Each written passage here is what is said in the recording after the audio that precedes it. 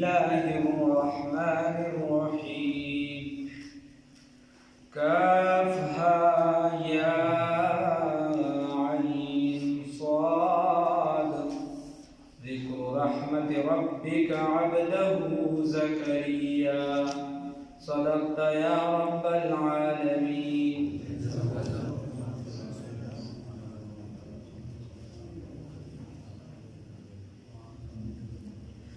دینا سورة مریم شروع کی اللہ رب العزت آسان کی عیسویانو اعتراضات و سلسله را شروع ده. یو اعتراض عموما ابي پر رسول الله صلی الله علیه وسلم دا کو ویته عیسی علیہ السلام د الله زوی نه ګڼي ممتاز کنه من عیسی علیہ السلام د الله زوی نه ګڼي ممتاز کنه من. دی صورت کې د عیسی علیه السلام او د نور پیغمبرانو چې سره ده چې دا بزرګانو لوی لوی خلکو نیکان د الله سره یو کلام کو بازو پکې او بیان چې دی الله رب العزت واحد لا شریک دی او تاسو چې دا ټکي نیمون ویل نه دی پس پوهیږئ نه عقل هم نشته پوه هم نشته او د الله رب العزت سره تاسو شریک پیدا کړی دا خبره ټیک نه ده. دې کې د کشان توحید رسالت او د هغې بعضې شبهات دي د هغې جوابات او اصل د دې نه صورت د نزول شان نزول داسې معلومیږي چې دا لومبنی هجرت که د حبشي ته مسلمانانو کو دا د هغې نه وړاندې نازل شوي ځکه چې د سیدنا عمر فاروق رضی الله تعالی عنه یوه رشته داره زنانه ده. هغه وایي چې کله موږ د هجرت لپاره تیاری کوو او داسې معلومیږي چې د عمر رضی الله تعالی عنه د اسلام راوړو نه مخکې رانازل شوي وایي چې کله موږ د هجرت لپاره تیاری کوو نو عمر رضی الله تعالی عنه راغی زه کور کې وم نو سر ته مې ودرېدی ما ته وایي چې څه کې وی ما ورته چې زمون مسلمانانو نور تاسو سره ژوند ګران شوی اوس راته ګرانه ده د دې وجې بس هجرت ته تیاری کوو موږ به درته خپل کور کلي پرېږدو نو هغه خو عمر رضی الله تعالی عنه هغې سره زه پوه شم چې په تندي کې ګونج راغی او په دې خبره خفه شه یعنې زمونږ په تلو باندې خفه شو چونکې خاندان و قام قبیله وه نو هغه ته خفګان ورسېده او چې کله دې لاړل نو دې هلته بیا دا آیاتونه تلاوت کړی دی جعفر بن طیار رضی الله تعالی عنه ته بیا دا آیاتونه تلاوت کړي غالبا جعفر صاحب په د نجاشي په مجلس کې معلومه ده شوه چې د هغه د اسلام وروڼه مخکې رانازل شوي د مکه معظمه. الله وایي کافها یا عین صاد د دې باره کې د جمهورو دا رایه ده چې الله رب العزت پوهه دی په معنا د دې حروفو باندې. خبره یاده وساته چې په قرآن کې درې قسمه الفاظ دي درې قسمه ټکي دي. یو چې دي الفاظ دي نو الفاظ باندې هم سړی پوهېږي او په معنا هم سړی پوهېږي او په مطلب هم پوهېږي محکمات ورته ویلی شي حکم هم واضح الفاظ هم واضح او په مطلب هم سړی پوهېږي. دویم نمبري چې په الفاظ هم سړی پوهېږي په معنا هم پوهېږي خو په حکم په مطلب یې نه پوهېږي لکه متشابهات الرحمن علی العرش استوى الله رب العزت په عرش باندې مستوي شو څه مطلب دی د الله رب العزت شان سره چې څنګه لایقۍ موږ پرې نه پوهېږو. دریم نمبر داسې دي چې د هغې موږ په معنا هم نه پوهېږو د جمهورو دا رایه ده د هغې د معنی به موږ ته هلته په جنت کې پته لګي الله دې رانصیب کړي. هغې نه دا حروف مقطعات دي کاف ها یا عین صاد یاسین وغیره دا کوم دي کافها او کوم چې د علما پکې کوي نو هغې ته بیا تعبیرات ویلی شي کافها یا عین صاد الله پوهه دی په معنا د دې حروفو باندې ذکر یاداشت رحمت ربک د رحمت د رب ستا عبده چې کړي و په خپل بنده باندې زکریا چې زکریا علیه السلام ذکر دی یادونه د رحمت ربک د رحمت د رب ستا چې کړي و عبده په خپل بنده باندې زکریا چې سیدنا زکریا علیه السلام. الله رب العزت فرمایي چې دې کې خبره ده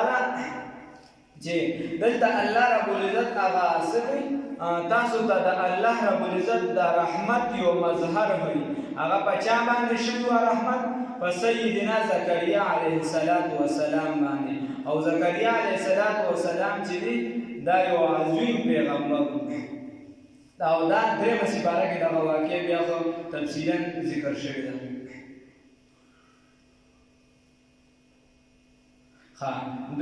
درېمه سپاره کې تېره شوې ده چې کله زکریا علیه السلام د دې کمرې ته راغی دا مریم بیبي ډېره عبادتګزاره وه نو الله رب العزت فرمایي کلما دخل علیها زکریا المحراب وجد عندها رزقا کله چې دا زکریا علیه السلام راغی نو دې سره بې موسمه مېوې ولیدې قال ورته وویل یا مریم انا لک هذا اے مریم بیبي دا د کوم ځای نه دي قالت هغې ورته وویل هو من عند الله دا د الله رب العزت د جانب نه دي نو ده وویل بیا وویل ان الله یقینا الله رب العزت یرزق رزق ورکوي من یشاء بحسابه چې من یشاء چاته چې خوښه شي بغیر حساب بحسابه چې ده ولیدل چې دا بې موسمه میوې دي نو د ده زړه کې تمنا راوچته شوه د ده اولاد نو هېڅ نو نو دغه ټیم کې ده وکړل هنالک دعا زکریا ربه قال رب هب لي من لدنك ذرية طيبة إنك سميع الدعاء الله رب العزت ته لاس اوچت چې خدای ماله مې یو بچی راکړی دی د موسمه میوې ورکړي ځکه چې دی د ننن مثال د یو کم 100 کال عمر او ښځې د 90 سال وه لس کم 100 کال نو خدای پاک چې دی له موسم ورکولی شي میوه ماله دکه شان راکړه فنادته الملائکة وهو قائم یصلي فی المحراب نو بیا ورله فرشتې اواز ورکړو دی په محراب کې ولاړ و هغې ورله زیری ورکړو هغه واقعي طرف ته اشاره ده اوس دې ځای کې برته نوره پته ولګي اصبح واقعنا دا چې آواز وکړو چا د زکریا علیه السلام ربه رب خپل ته نداء خفیا پوشیده آواز یې وکړو پوشیده نو رسول الله صلی الله علیه وسلم فرمایي ان الله لا يقبل الدعاء عن قلب غافل لاهٍ وی الله رب العزت دعا نه قبلې د هغه کس نه چې هغه غافل وي دعا کوي هلته لا ورټک نه کړي چې د هغې ته خیال شي دعا کوي هغه ته چا کنځلې وکړي وایه دا دوا ختموم جواب به درکوم بچي نو چې زړې اخوا د دعا کېږي بل څه ته خیال نو رسول الله صلی الله علیه وسلم فرمایي چې د دعا تیباګه نه قبلې خبره دا ده زه پټ الله ته آواز وکړم په تنهایۍ کې آواز وکړم او په تنهایۍ کې سړی جړلی شي چې تیاره شي وغیره د ریا نه پاکه ده څوک دې وینم نه زړه کې دې دا نه راځي چې وایي دا محمدي به درته زبرګوي دا پلانکي به درته زبرګوي نه بس الله سره دې راز او نیاز خبره نو پټ آواز یې وکړه علما دي چې یو څو څیزونه د دعا د قبولیت لپاره ضروري ده یو پکې دا ده چې بنده چې دی دا دیندار وي د دین سره وابسته وي د دین نه لرې نه وي نور دعا به هر څوک کوي دا نه خو چې د چا قبلېږي ډېره نو چې هغه دیندار وي د هغه دعا ډېره قبلېږي بل چې دی چې کاملې توجه سره دعا غواړي توجه یې الله رب العزت طرف ته وي او د دعا الفاظو ته او دکه شان چې د حرامو نه ځان ساتي د حرامو نه ځان ساتي او بعضې خلک یې صرف په عربۍ کې دعاګانې غواړي خو په مطلب یې نه پوهېږي نو چې ته په مطلب نه پوهېږي ته واقعا الله د عاجزایي په ځای کې بیا څومره په پښتو کې یا د دغه عربۍ الفاظو معنی زده کړه ترجمې زده کړه چې ښه د زړه نه دعا له الله نه وغواړي قال زکریا علیه السلام ربي ای رب زما انی یقینا وهن العظم رسیدلی دی وهن العظم کمزوری شوي دي هډوکي مني زمانه یعنې کمزوری شوي دي هډوکي زما واشتعل الراس واشتعل څه کې ویل اشتعال نو شعله زن دا شعله چې دم تک سپین نو مطلب یې دا شو واشتعل الراس تک سپین شوي دي ویښته زما شیبه د وجې د بوډاوالي زما دا ویښته تک سپین شوي د بوډاوالي د وجې ولم اکم او زه نه یم او یا داسې وایه او زه نه وم بدعایکه په دعا ستا باندې ربي ای رب زما شقیه بدبخته محرومه یا ولم اکم او زه نه یم بدعایک په دعا غوښتلو ستا نه ربي ای رب زما شقیه محرومه بدبخته ما چې کله ستا نه دعا غوښتې ده نو زه بدبخته نه یم پاتې شوی محرومه نه یم پاتې شوی دا زما دعا قبوله کړې ده اوس د ننن مثال وي اوس هم زه د ننن مثال وي اوس هم ستا نه دعا غواړم نو ته زما دعا قبلې حدیث کې راځي دعا به داسې غواړي چې ته وایې چې دا زما الله قبلې داسې دعاګانې به نه غواړي چې نه خدای به قبولې کړي که نه نه ته به د الله نه داسې غواړي چې الله به قبلې وإني خفت وزيريكم المغاليا تربراننا من ورائي رست زما وكانت ندسن يريكم د دین د فساد د چې په دین کې به فساد جوړ کړي من ورائي رست زمانا وكانت امرأتي او د بیبي زما عاقرا شنډا وچا فهب لي بصراتا كما دارا كما من لدنك د خپل جانبنا وليا وارث دی اوس وی خبره دا وه چې د خپل اولاد نو د خپل اولاد نو او د اولاد نو او چې کوم د تربورانو نه هغې کې داسې څوک نه و چې د دین دا وراثت یې اوچت کړی وي ښه د دین وراثت دلته د دین مراد دی صحیح شو نو خبره دا ده لکه سیدنا ابوبکر صدیق رضی الله تعالی عنه په دربار کې ناست و نو هغه چې د بدعت دا کومه لانجه د شیعهګان چې ابوبکر صاحب ته نعوذ بالله من ذلک اکثریت یې چې دی هغه ته مسلمان نه وي هغې یو وجه دا ده چې د علي رضی الله تعالی عنه خو ده فاطمه رضی الله تعالی کوم چې د هغې بدعت باغ و هغې پرې بند کړی ورته وي ځکه رسول الله صلی الله علیه وسلم فرمایي چې د پیغمبرانو نه څه پاتې شي د ټول امت وي هغه د خاندان نشي کېدی د هغې علم چې دی دا تقسیمېږي دا وراثت کې پاتې کېږي نور چې څه یې ټول څه ده کوي نو خبره دا وه دغه والله د فاطمه رضی الله تعالی عنها وقت خفه هم شوه ډېره زیاته په هغې خبره باندې او شپږ میاشتې بیا د ابوبکر صاحب سره خبرې ونه کړې ابوبکر صاحب ورته وایي چې زه به د الله د دې په بدله چې دې څومره مال دی زه درکوم خو ما د خلافت ذمهواري ده او رسول الله صلی الله علیه وسلم فرمایي چې زمونږ څوک وارثان مال دا نشي جوړېدی زمونږ مال دا ټول امت لپاره بیا علي صاحب راغی هغه ته وایي چې ستا مال په کار دی دغې برابر او که ستا دغه بدعت په کار دی د دغې نه وړه دغه د الله نه درکوم هغه ورته دا آیات وایي د آیات ته خیال وکړي هغه ورته دا وایي یرثني ویرث من آل یعقوب واجعله ربي رضیه ورپسې الله رب العزت فرمایي ورته وایي ما له راکړه د خپل جانب نه ولیا چې زما وارث وګرځي او وارث راکړه یرثني چې دی وراثت وړي زما ويرث من آل یعقوب او وراثت وړي د آل د یعقوب علیه السلام وجعله وګرځوه دغه بنده لره چې کوم راکړي ماله کوم اولاد راکړي ربي ای رب زما رضیه راضي دا راضي وګرځه نو دا آیات یې ورته وایي